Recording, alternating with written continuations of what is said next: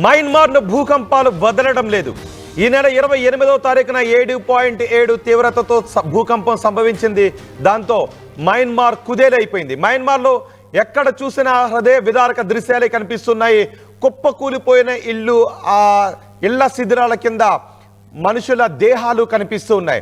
సహాయక చర్యలకు అంతరాయం కలిగిస్తున్నది కూడా అదే ఎత్తైన భవనాలు ఒకదాని కింద మరొకటి అలా పేక మేడలా కుప్పకూలిపోవడంతో వాటిని తొలగించి సహాయక చర్యలను ముందుకు తీసుకువెళ్లడం కష్టసాధ్యంగా మారుతున్న సమయంలో వరుసగా సంభవిస్తున్న భూకంపాలు మళ్ళీ భయపెడుతూ ఉన్నాయి. రాత్రి 9 గంటల సమయంలో మరోసారి మయన్మార్లో భూకంపం సంభవించింది. ఆ భూకంపం తీవ్రత రిక్టర్ స్కేల్ పై 4.5గా నమోదైంది. ఇటు థాయిలాండ్లోనూ మరోసారి భూమి కంపించింది. ఇక ఆఫ్ఘనిస్తాన్, పాకిస్తాన్లో కూడా భూ ప్రకంపనలు నమోదయ్యాయి. ఇప్పటికే 3,000కు చేరువైంది మృతుల సంఖ్య.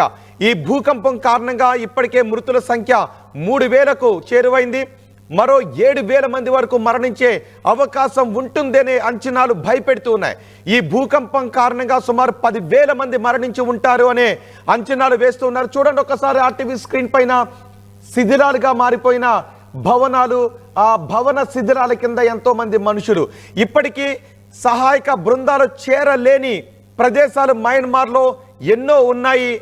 ఇంకా సహాయక చర్యలు వేగంగా సహాయక చర్యలు కొనసాగిస్తున్నప్పటికీ కూడా ఆ సహాయక చర్య పూర్తి కావడానికి చాలా రోజుల సమయం పట్టే అవకాశం ఉంది.